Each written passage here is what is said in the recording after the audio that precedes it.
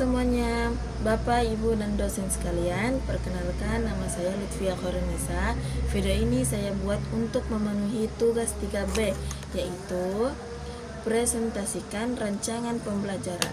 Di sini saya akan mempresentasikan dua hal, yaitu komponen yang sering terabaikan dalam rancangan pembelajaran dan juga menyesuaikan modul pengajaran dengan gaya siswa zaman sekarang. Oke, selamat menyaksikan. Yang pertama, saya akan menjelaskan komponen yang sering terabaikan dalam rancangan pembelajaran. Sejujurnya, kebanyakan guru kelelahan karena persyaratan administratif yang sangat rumit.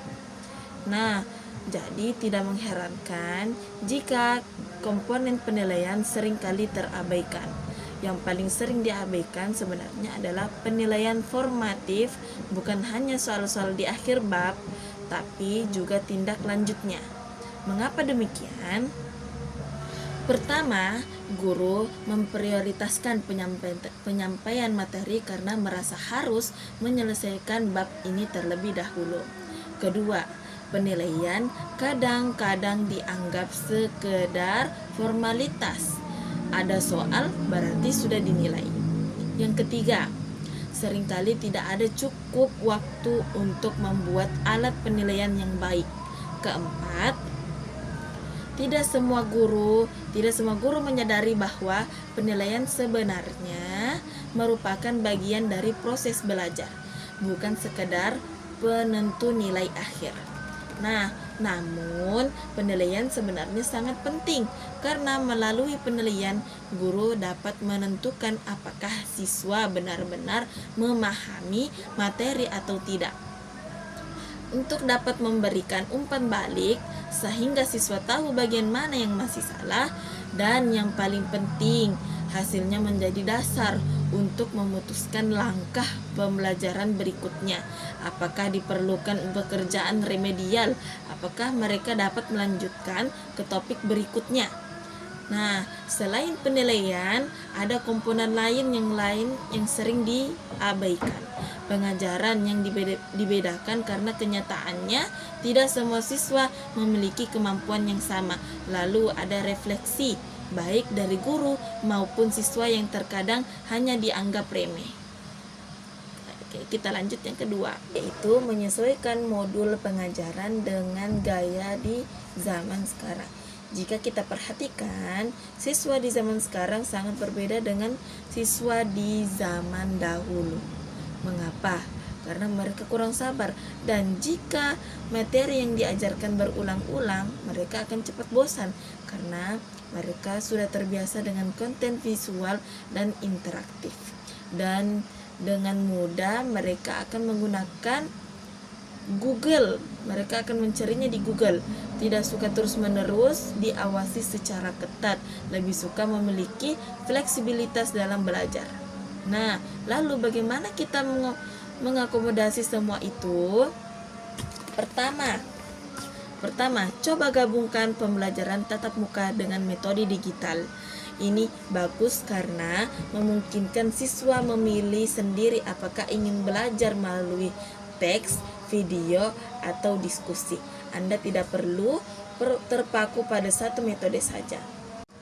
Kedua, teknologi tidak boleh digunakan hanya untuk mencentang kotak. Pilih alat yang benar-benar mendukung proses belajar. Yang penting adalah fungsionalitas, bukan sekedar merek. Ketiga, sadari bahwa tidak semua siswa belajar dengan kecepatan yang sama. Jangan menghambat siswa yang cepat belajar. Berikan waktu ekstra bagi mereka yang masih membutuhkan bantuan. Ini disebut referensi, menyesuaikan pengajaran dengan kemampuan individu.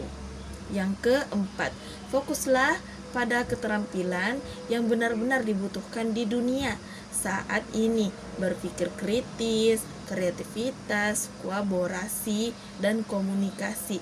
Inilah yang akan berguna di dunia kerja nanti. Yang kelima, ciptakan aktivitas berkaitan dengan kehidupan mereka. Nah, jangan mempersulit hal-hal hal-hal hubungkan dengan apa yang mereka ketahui dan alami sehari-hari. Ini bisa melalui pembuatan konten, proyek berbasis masalah dunia nyata, atau yang lain yang mereka minati. Yang keenam, bagi bahan menjadi bagian-bagian yang kecil, karena siswa sekarang memperhatikan rentang-rentang yang lebih pendek. Jadi lebih baik memberikan materi yang singkat-singkat saja tapi lebih dimengerti daripada memberikan materi yang lebih panjang tapi justru bikin bingung.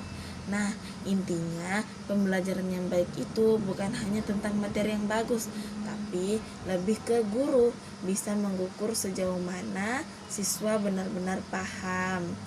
Guru bisa menyesuaikan cara belajar dengan karakter di zaman sekarang ini, dan guru selalu update dan tidak stuck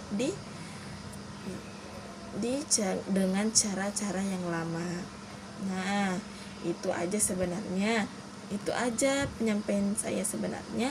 Tidak perlu ribet-ribet kalau mau membuat pembelajaran yang efektif dan relevan.